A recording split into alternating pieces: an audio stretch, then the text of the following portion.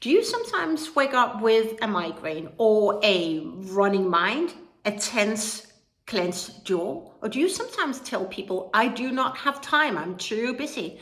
If this resonates, then you are not alone. In today's world, there are so many people who run low on energy and they're constantly running and feel that they do not move in a direction that really serves their purpose and their soul calling.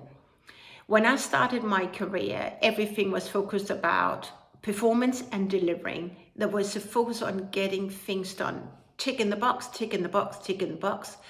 But it created so much tension, to be really honest. Not only in the environment, the energy, there was so much pressure, but also how people were showing up. And there was sick leave after sick leave after sick leave, right? It was always pushed. And the result, it was not the best result, so a minimal viable solution, but the exec moved forward, right? Because it was tick in the box. Over the years, I have come to realize that true leadership has nothing to do about being busy, right? It is all about how you use your time. Being so intentional with your time creates not only downtime for you to reflect what truly matters, but you also get more time to reflect on what if we did things differently, and you will have more time for yourself. And to be honest, at the end of the day, we all want to live a great life, right? Life is not just work, it's the wholeness. In this video, I want to give you 7 mistakes that I see leaders do, and again, I want to give you something that you can do instead so that you get unstuck from your business. All right, are you ready? Mistake number 1 and solution. Most people, they get lost in busy work. I'm busy, I'm busy, I'm busy.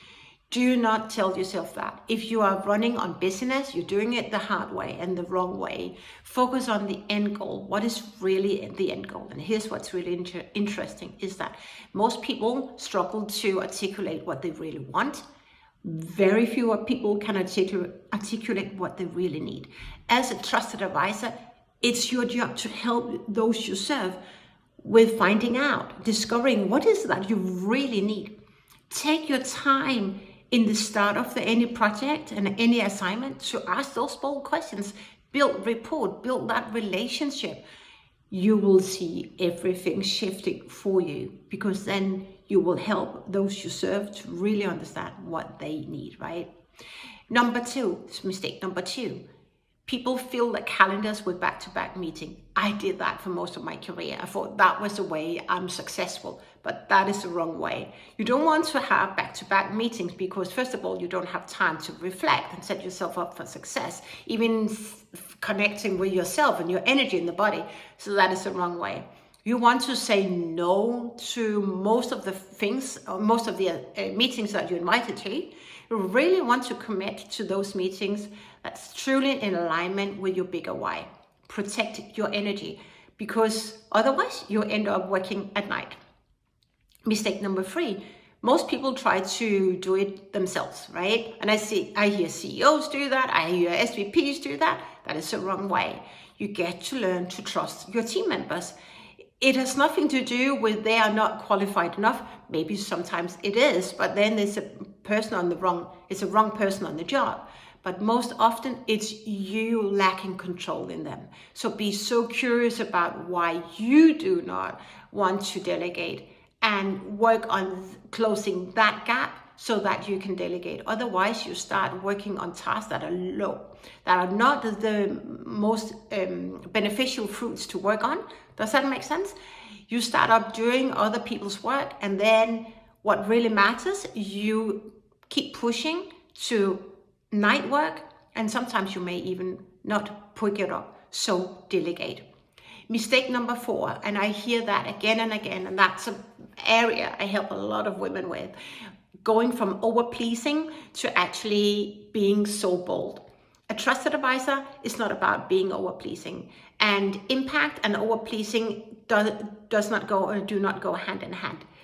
You get to really protect where you want to make an impact. People pleasing because of coming out of fear is the wrong way to do that. Set healthy boundaries and be so curious about why you over please, and get some help so that you can flip fear-based thoughts and fear-based action into a higher energetic servant leadership mindset. Does that make sense? Reframe that. Flip fear-based actions to actions that really drives impact. If you come from fear, you will never make it to the next level. So drop fears, push through the fears. Fears hold you back. Fears come from your ego. That is not the way to show up if you want to be a true trusted advisor. All right. And then as mistake number 5, most people do not leave time for reflection. That is a no-go, right? Leave time for reflection. It's when you reflect, when you connect with your soul, when you really allow yourself to reflect. What was this question about? Why did he say that? Why did I allow myself to be triggered? You need the time to reflect. Most people don't do that and then get up really busy and overwhelmed. So protect your time, protect your space, right? You don't want white space in your calendar. You want space in your calendar, say time for reflection, time for personal development. Most people don't prioritize personal development, which means that they've been in the job for a long time, but they haven't developed and haven't become a better version of themselves. Don't do that mistake. Mistake number 6, it's about avoiding hard conversations.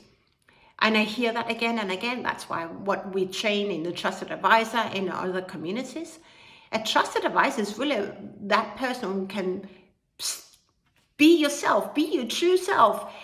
You being a leader has nothing to do with you. It's everything to do with those you serve. So get away, get out of your ego, get out of your own way, and truly show up on integrity, being bold, being compassionate, but you really want to serve. And when you do that, you're authentic, right? And mistake number 7, moving outside. Well, mistake number 7, moving without a clear why. Most people do not have a clear why. Those you serve most often or most likely do not have a clear why. Find your own why you do what you do, and people will follow you.